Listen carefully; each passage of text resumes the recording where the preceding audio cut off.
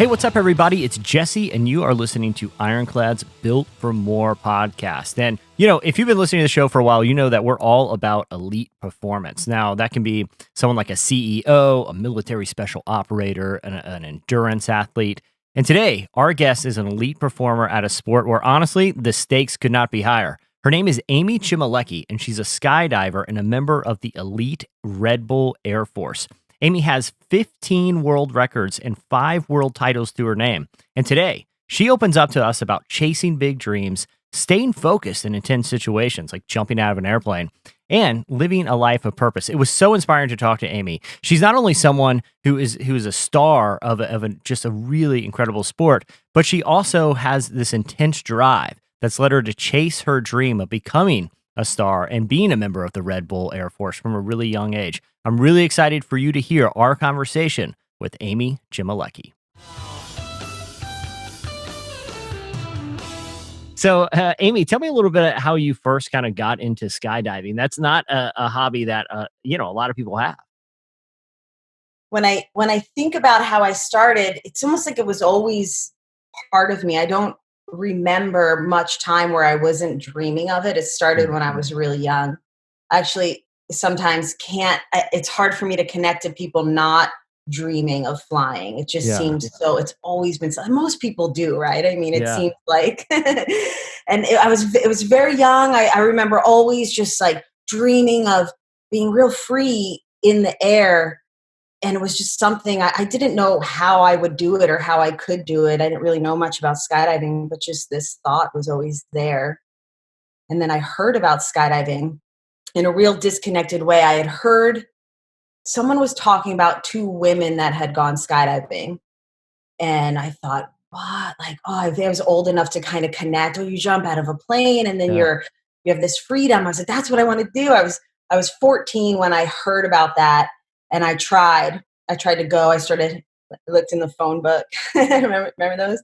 I looked in the phone book and I looked for places and I called, but you have to be 18 in the US. So they said, oh, come back. And every year I kept trying, like maybe something changed. Yeah. And then finally when I was 18, I went and really Tell me about that first experience. I mean, it's one thing I've never, tried to skydive before, but I have, some friends who are in the military. I was buddies with like a PJ in the Air Force, like a pararescue, and they all have stories about the first time and just kind of that feeling of looking out the door of a plane.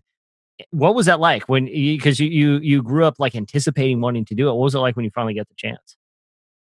So even before the actual jump or getting in the plane, I mean, I was pretty unorganized. I was not organized in any way, and nothing was ever planned. I just showed up at the skydiving facility, and I didn't have a appointment, so I didn't even know if I was going to get in that day. I didn't realize you needed to, but I kind of didn't care. When I got to the skydiving facility, I realized that everybody was so cool. From my 18-year-old self perspective, I just was so stoked to be there. And I waited all day. And then finally I got to go at the end of the day. And to be honest, the plane ride was not fun. You were like real crowded. The equipment was uncomfortable. And looking back, I attribute it to me just being nervous. I was a bit tense. Now I can relax in the plane ride. It's like very pleasant and comfortable for me. But, my guts were turning. And the moment like we got to the door, I just remember being so stoked and really comfortable. I was super comfortable with the instructor I had. I felt really good about all that. And I loved it. I love being in free fall and under canopy. And the only regret I have is I didn't get it on video. I didn't want to spend the money on it, but I wish I had that. I think it would be a different memory if I had that. But yeah, it was wonderful. And obviously it progressed pretty quickly from there. I mean, fast forward, you have world records, titles, and, you're a part of the Red Bull Air Force, which is really cool. Tell me a little bit about that progression and connecting with Red Bull. So I mentioned before, I never really was a planner, and people would always say, like, you have to have a plan, you have to have a 2-year or 5-year. I never really got that or wanted to do it. And I always felt a bit insecure that I didn't have that. Yeah. But I just kind of was, I'd get in my car. I drove out west after college. I had no money. I had maybe like $500, and got out here, got a job got to this place called Skydiver, Arizona, where I still live today, and got a job as a bartender there. And I worked behind that bar for maybe 5 years full time and another 5 years part time. They were real cool with me. They let me come and go once I started getting more skydiving jobs. They Yeah. were real cool with me. It's the bar and restaurant right at the drop zone. So it was super convenient for me. I'd be able to just jump, make a lot of tips, and then I'd go to sleep, wake up, do as many jumps as I could before my next shift started. And I lived right there at the skydiving facility, so I didn't have to pay rent. They had like a deal if you were an employee. And I was just set up. I was so carefree, and I was just having so much fun getting to jump with all the best in the world have always been at Skydiver, Arizona. So I was getting to jump with them every day, hang out, watch videos. I was engulfed in it. I just loved it. Still no plan, but and in those early days, I met the guys on the Red Bull Air Force. They Yeah. were around, and the team was developing. So I was really, really lucky in that sense. If there was like one thing that contributes to my success, I can't deny the luck. It was just like I was often in the right place at the right time, getting to meet these people. And yeah, that was real. That's when it just slowly kind of became my career. There were a few times I thought, oh, I need to get a job. Like I need to Yeah. do something. Is this gonna, eventually I'll have to get a job, because I can't bartend. I don't want to bartend for the rest of my life. But things happened along the way, and it became like eventually I had a career in it more than just something I did. Yeah. And now, like I said, you hold 11 national titles, and you can correct me if there's just more to the resume that I'm missing, but 11 national titles, 5 world titles, 15 world records. That seems like for someone who isn't a planner and seems pretty laid back. Your resume, it seems like that's from someone who does probably have a pretty competitive drive somewhere, even because you seem very laid back. But where does that kind of competitiveness come from? Well, that's always been there. I think now that I'm in my 40s, but so I'm a little bit more relaxed about competition, because I don't know, you kind of have to be as you get older, Yeah, because all the yeah, young kids start kicking your butt. yeah, But growing up, I was always really competitive, and I I used to see paths to success, like little paths, and I would just hustle and make it happen. Like I knew if I would get my picture in the magazine, it would, in one of the skydiving magazines, it would bring me attention and possibly help me pick up sponsors or more sponsors, or people would want to get coaching from me. And I thought, okay, how do I get a picture in the magazine? So I would if I had created a little event, then I could send a story along with a picture into the magazine.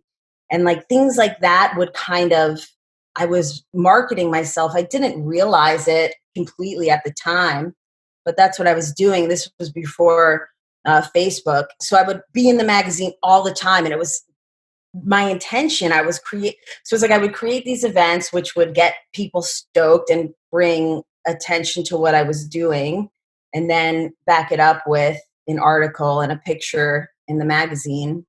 And it just kind of like that hustle worked out for me. And it wasn't like I was always just having fun getting out there.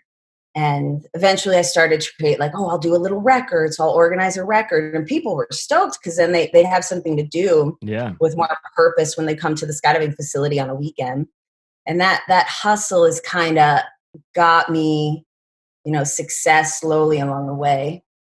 It's funny because I mean, a minute ago you were saying, well, a lot of it, or at least there's some degree of luck, but it sounds like you were kind of making your own luck, like taking steps to intentionally kind of get to where you want to be. It's almost, it's almost like a combination between like entrepreneurism and hustle. Has that always been kind of part of your personality, trying to kind of create the right circumstances for yourself? Yeah, completely. When I was a kid, I used to sell. I My father, I have to have a talk with him about this as an adult. I've been meaning to, because this story's been like coming up in my mind. He would come home with like garbage. Like it seems to him it was probably garbage, but it would be like a bunch of boxes, gift boxes. And I would like make chocolate and put it in there and I would go and sell it.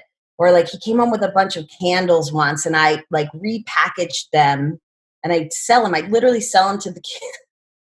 I'd sell them to the kids in school. They would like pay me with their lunch money. I don't even know how they would get money. And they would like market them like, oh, you want it for your mom. Yeah. Give it to your kids, buy your mom a candle. They would get so excited. I used to do things like that. I don't know. I always had money. I always wanted to have a little bit of money like in my Yeah. pocket. I didn't want to rely on anyone else. I always like to have a little bit. Um, so that kind of hustle was always there. And even, I went to college and some people laugh. They go, oh, you went to college and you're a professional skydiver. They kind of laugh at that, like, oh, I wasted my time going to college, but there's zero chance I would be as successful as I am if I hadn't gone to college. Even though, I didn't use my degree for what you would normally think, it's certainly helped me structure an understanding of business and how to write and how to communicate. What was your degree in? My main degree was in communications, Okay. and I almost had a second degree in art. Art was like my passion, Yeah. ceramics specifically. So those are my two. Yeah, Cool. communications. I just thought, oh, it's easy. Yeah. Yeah. I mean, but I really loved it. College was difficult for me, but it was Yeah. cool. Yeah. Well, it seems to have served you well. Definitely. Now, yeah, like I said, a lot of people who listen to this podcast are, want tools that they feel like can kind of help in their lives and, kind of glean from elite performers. And in addition to, that kind of that hustle that you have and that, competitive nature that, has really helped you, win, like be an incredibly decorated athlete. I feel like having never skydived before, I feel like focus would have to be something that's pretty critical considering like if I'm, mountain biking or something and I make a mistake, I might fall off my bike. But if you're skydiving and you're really high up in the air.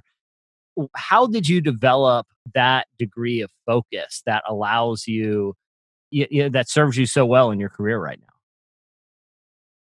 One of the things that draws me and most people to skydiving is it demands your focus. So it's easy to focus in skydiving. You can't think of anything else. The moment you jump out of that airplane, you're completely in the moment. It's very similar to me when I'm on a dirt bike or something where like you can't just be wandering off. And skydiving, I think, is one of the things where I feel that the most.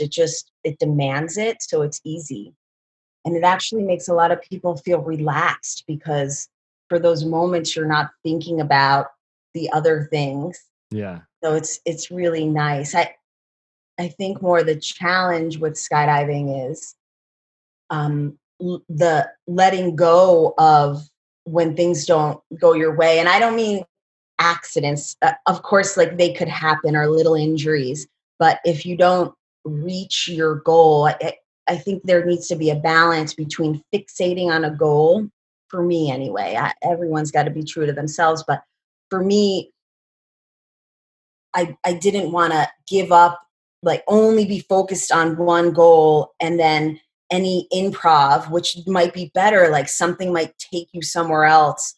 I was always open and flexible to that. And I think that's one of the contributors to my success. D- That and luck.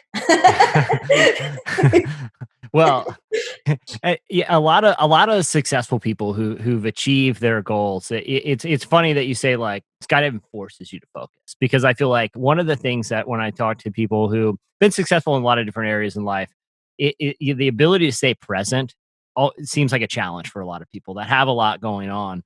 do you feel like, having spent so much time literally in the air, but and having to be focused, do you feel like it kind of helped you develop that ability to always be present? I would say yes. Skydiving, like it's for some reason when things were moving faster, I was able to understand them better. And that's always been when I started playing sports as a child. I up until that point, I thought I was honestly, I thought I was dumb. I just like I didn't understand what people were talking about. Things were so confusing. I had no focus. I really would just get lost. I felt lost all the time. But then once I was able to run and kind of go fast on a field, it's easier for me to see things and comprehend things. I don't know what that's all about, but um, I never thought about your question like that. And if it has, because I can focus now more easily, I could sit in the office and get work done and plan a big project. And I do have that ability a lot more now than when I was younger. So maybe it has been from skydiving and just also maybe getting older and being okay with not having to be doing extreme every day. It's Yeah. a little bit more about quality these days than Yeah. quantity. Now, being a part of the Red Bull Air Force, that's obviously, you know, it requires some real kind of teamwork and chemistry when you're working with other people. And again, the stakes are so much higher than what most people do with, if they're part of a team at work or even, rec league or something. What has, kind of being a part of that group taught you about teamwork and kind of and the importance of chemistry? The Rebel Air Force team, it's easy to trust them because they're all so accomplished, and they're all just great guys. And every single one of them is such characters.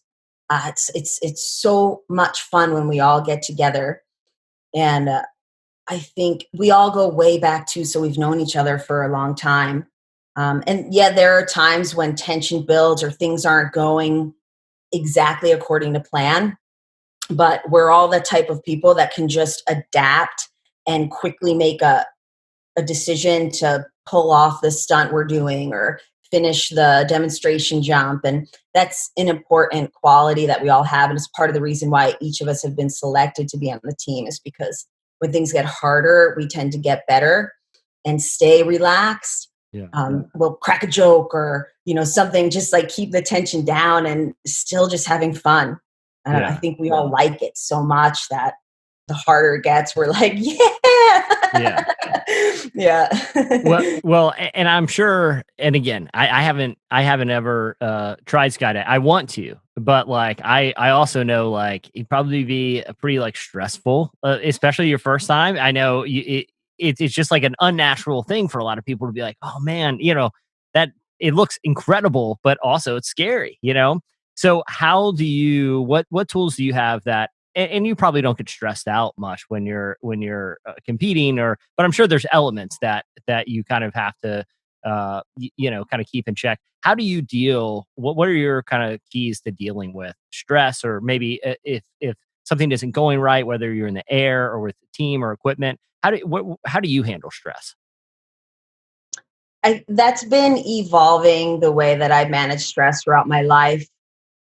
I think getting a good night's rest, as much as I wanted to deny that was important when I was Yeah. younger, it really makes a difference. Like if you can keep your serotonin levels up from nutrition and proper sleep, just those basic things, and that takes prior planning, and also rely like no accepting that. So maybe you don't take as many jobs because one job backs up to the next, and you won't be able to get to this city in time to get a good night's sleep for the project. You kind of have to, for me, I really have to strategize in my planning to um, to make sure that I'm able to take care of myself. And I don't always do that great, and it's been evolving for me.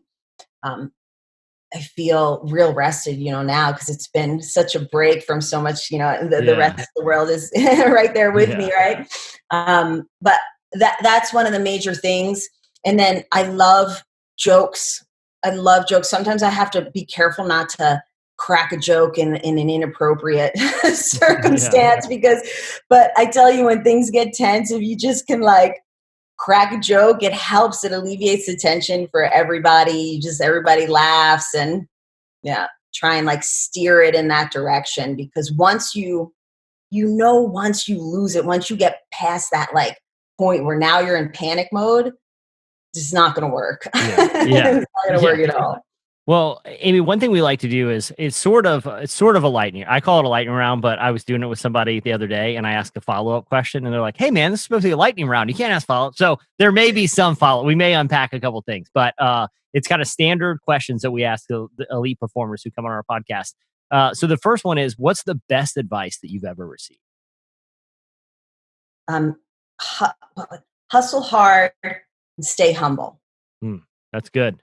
And what's interesting about that is both of those I feel like are equally important. Like once you stop hustling hard, or once you kind of let the ego get away from itself, that's when you see like smart people start to come down a few notches. It's those two things are really important. That's a really great piece of advice.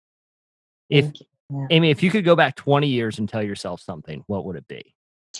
Have a little more of a plan B, just Hmm, like a little side hustle that's not an egg in that basket.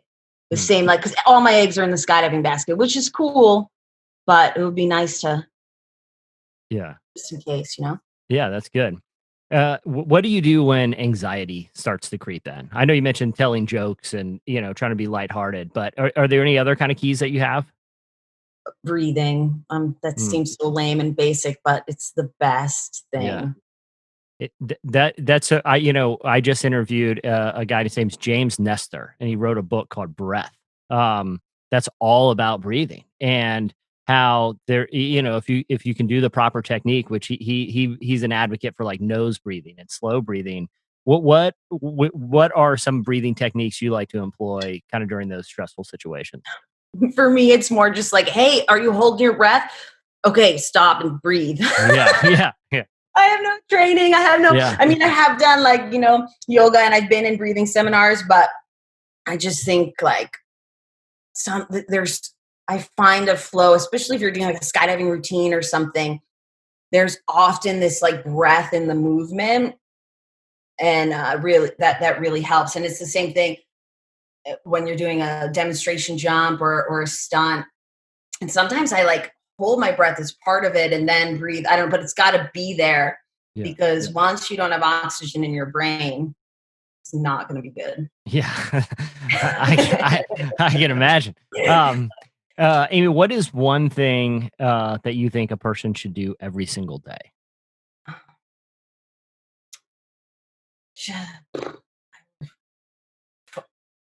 Just be nice to people. Listen, like really truly listen. That's good. That's good. Especially these days with, I feel like if everyone would do more listening and less arguing, it seems like, it might be more civil. It might be just a better, kind of experience for everyone. Yeah, man, I listened to your podcast with Sasha, from the climber Yeah. from Red Bull, Yeah. and she was talking about how she does the fast, a social, like a digital fast in the Yeah. morning. And I was like, that is a really, really good idea. I haven't been able to do it, but I think I'm gonna make a commitment, at least try it for a little bit and see how it goes. Disconnect in the morning. What a Yeah. nice thing to do for yourself. I was talking to another person the other day, and they have what they call time triage, where it's like protected time, where it's or other people I talk to call it their digital sunset. So like at a certain time, device goes off, social goes off, and Sasha was so great too because like her emphasis on gratitude, I felt like was really like y- that is something that I feel like a lot of people who have positions of influence tend to ignore because they're always on to the next thing. But Sasha was like, I think one of her daily things was just taking inventory of things to be grateful for, which is also great advice. Yeah, Absolutely. Amy, what is the best way to stay disciplined in the pursuit of passion? Um, Maybe just because we brought it up, but gratitude. Um, Mm, and I mean, yeah, I really feel like being being flexible is important. So if I see some people self-destruct when things don't go the way that they want them to, and they get so defeated, and instead of just kind of rolling with it and being happy for other people success and just really grateful, you you know, that type of person that if something good or I've actually been this type throughout my life in different relationships where something good would happen to someone else, and instead of feeling like stoked, I would feel defeated for myself. yeah. What a terrible place to be, and it's I don't know where that comes from, but I think there's a lot of opportunity, and then the more supportive we could be with each other, the better it's going to be for everybody. And yeah. Yeah, that's really good. Now, Amy, what would you tell a young listener who wants to make an impact in the world but doesn't know where to get started?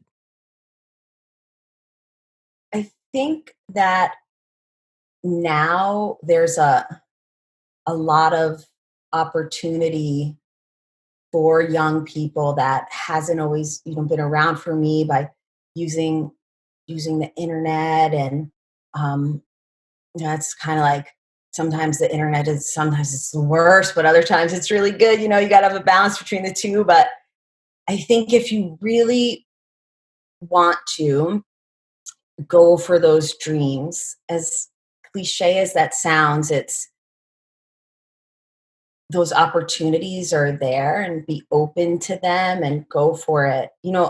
I talk about luck a lot, and I feel like it's almost been like trendy, and like if you could admit that you were lucky because you were born a certain way, then you're maybe on one side of politics or you're not. But I've always like felt lucky, and from the very beginning. I don't know but I don't want but if you're unlucky, it doesn't mean, like, I don't want that to be an excuse for people, Yeah. right? Like, oh, I'm just unlucky. That's not really the case. Maybe you hear something by chance, and that could change your perspective.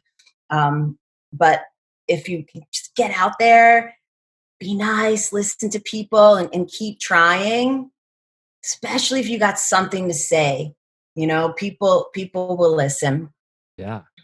Now, what would you say to someone who, they're on their way, they know what their goals are, whether it's achieving something athletically or, in a business idea, but they come across an obstacle that seems insurmountable. You're someone who's accomplished a tremendous amount in your career. What would your advice be to someone who's facing an obstacle that seems like it's in their way? So, as I dole out advice, the first thing is everyone needs to be true to themselves. And you might Mhm. not know what that means when you're younger. I don't think everyone does. That statement itself can be confusing, right? Just be true to yourself. You're like, I don't even know what that means. That's the way that was like my 20s, my whole 20s, right? But then just keeping an eye on that goal, but being okay with if you decide you want to change it, and just kind of roll with it. Yeah. And this is our one that we ask every guest, and we get wildly different answers every time. But it's if you could to someone listening this, if you could issue them a 1 week challenge. So it could be something to do, one thing for a whole week, could be something different every day of that week, but a 1 week challenge to a listener. What would it be? Hmm. So I feel like it would be something might not be a challenge at all to one person, and it might be a huge challenge to someone else. So I think someone you would kind of want to create what would be a challenge to you. What do you need to maybe face? I know if it was something like, I don't know, getting healthy. I think maybe this is like, I'm talking to myself. I've done fasts throughout my life, like juice fasts, and I'm ready to do another one. So like, that's just, I don't know, that's a challenge. That's what I need for myself. But, and it's like, it would be like 1 week long, maybe a little bit more, but just like a nice cleanse. But I don't know, it's gotta be whatever challenge is. Maybe if it's saving money, just kind of changing your habit, or if it's weight loss, getting into an exercise routine. But I don't know. No, Nothing that's good. broad. No, that's good Out though. there. No, that's good. I think, having people kind of apply it individually is important. Amy, what's next for you? I know I know a lot of stuff is sort of in kind of a holding pattern with quarantine and the pandemic. But do you have what do you have kind of coming down the pipeline? So this year I had formed a team called Highlight Pro Skydiving Team, and it's an Cool. all girls demonstration jump team. There's 12 of us on the team, and it's some of the best female skydivers in the United States all together on a team. And we have been doing demonstration jumps. This month, well, in August, we've been doing demonstration jumps celebrating the 100-year anniversary of the 19th Amendment, where Cool. women got the right to vote. Yeah. But yeah, we did lots of epic jumps. We jumped into New York City about 3 weeks ago and landed next to Elizabeth Cady Stanton's grave, and kind of like there were other original suffragists buried there. It's been really cool, and we're building the demonstration jumps for next year. So that's going to be one of my main focuses. We're hoping to connect more with women's sports and jumping into women's sporting events. This is kind of like our strategy for the upcoming year. So we're slowly building those connections. And we have wonderful backing from the Women's Skydiving Network. It's a nonprofit, and they're like fully supporting us. So it's a great opportunity. And then we also, this other project I'm doing is called Project 19. It is a world record, a 100-way celebrating the 100-year anniversary of the 19th Amendment. It was supposed to be we were supposed to do it this July, but we quickly rescheduled it to this October, and then rescheduled it again to next October, because it involves 100 women from around the world needing to be able to train and travel and really be ready, So when the world got put on pause, we're just kind of like waiting to see for that opportunity when we can get everybody trained up again and traveling. So now I think we're going to do 101 way to celebrate the 101 year anniversary of the 19th Amendment. And more than likely that'll be in October 2021 in Arizona. So stoked for that. Yeah, that's awesome. Where can people learn more and kind of follow updates and see you jump? So the couple of the social media pages, you could go to the Red Bull Air Force Facebook page or Instagram page, Highlight Pro Skydiving Team. Their Highlight Skydiving is the Facebook page and the Instagram page. And then Project 19 is the same thing. Project 19 on Highlight on Facebook or on Instagram. And then I do have a website for the business that I run, and a lot of like the projects I do kind of go through that business. It's called brokenrecords.world. So yeah, Very cool. My personal Facebook and Instagram is just my name, Amy Chmelecki, which is spelt really weird, but it's pretty phonetic. Yeah.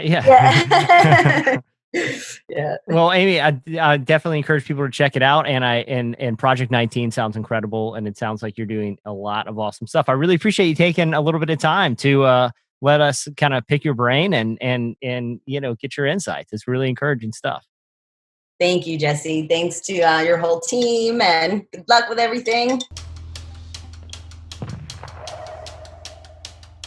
Whoa. What a podcast. Yeah, Amy's pretty cool. Yeah, she has really accomplished some incredible things. So after listening to that, we've really broke it down to 4 key takeaways, and I think that's really important that we simplify some of these takeaways from Amy's great story. So one of the first ones that I had was, make your own luck, right? Successful people make their own luck. We see that a lot. Yeah.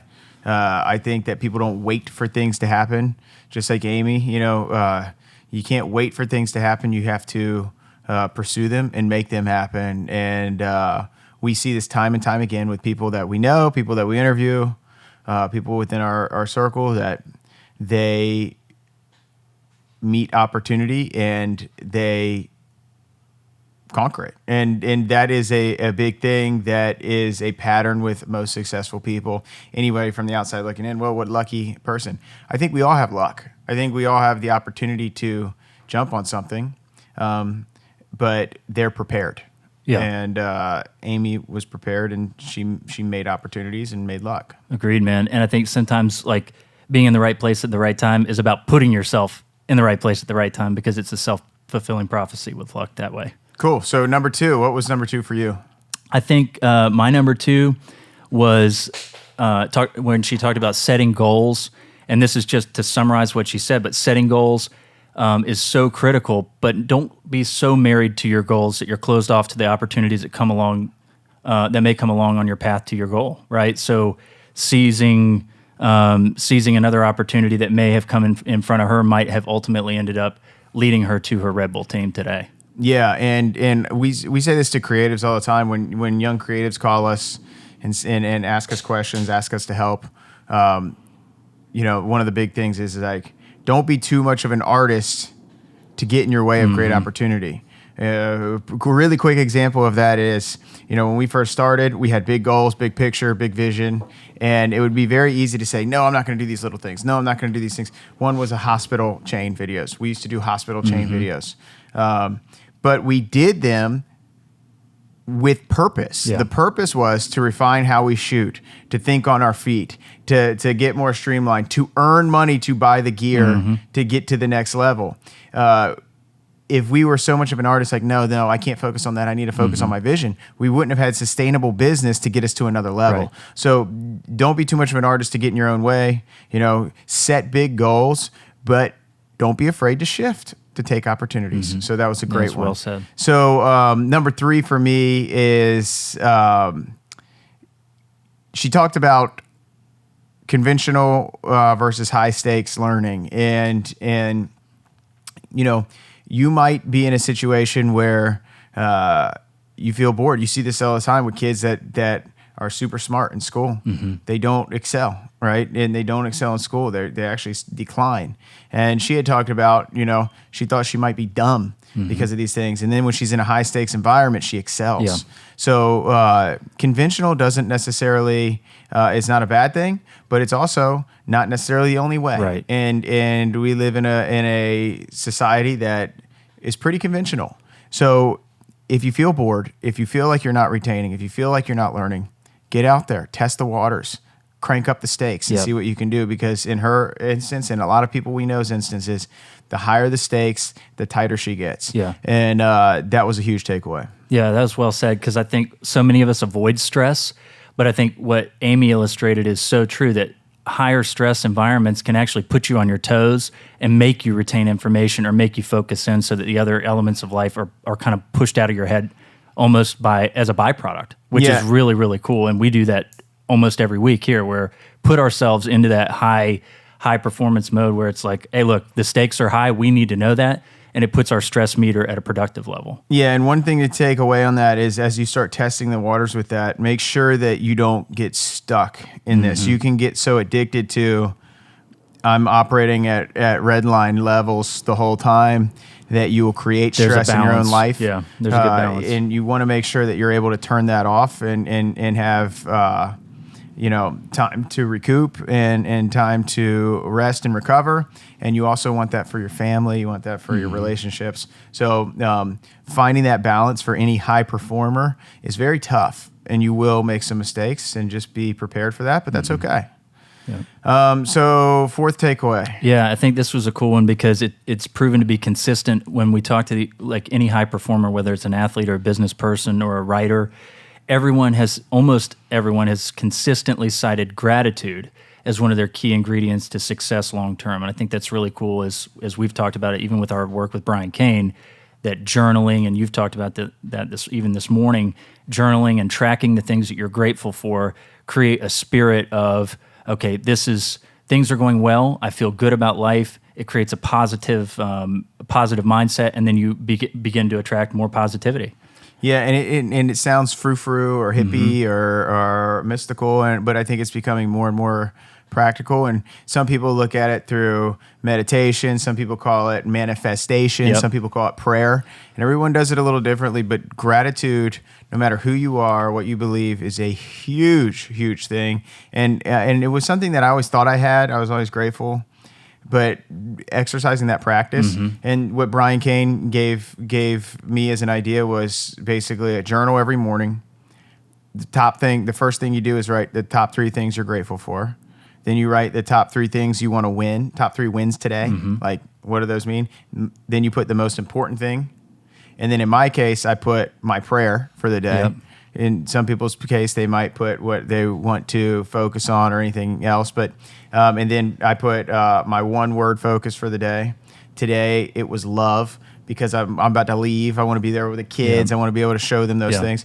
And then finally, I track my sleep hours and my body weight, and just do that every day. It takes 3 minutes. And now my daughter does it with me. But the gratitude is at the top. And I never did that before. I never practiced gratitude. I did it, but not structured. You got to force yourself, just like any of these other things, to really, really think about it. Dude, driving in here, and I don't want to rabbit trail too much, but driving in here, I'm like, season change.